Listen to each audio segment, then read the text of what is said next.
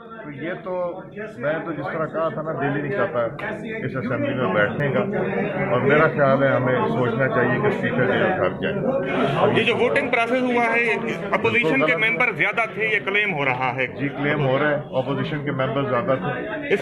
اس کا حل کیا ہے؟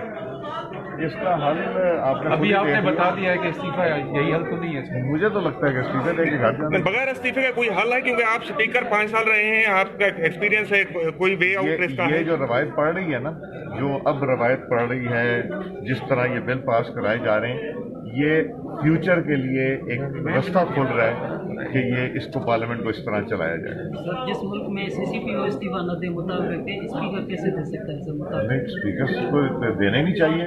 حکومت کا کام جب اسپیکر صاحب کے کندھوں میں ڈال دیا جائے تو پھر تو وہ اسی طرح کے نتائج ملیں گے۔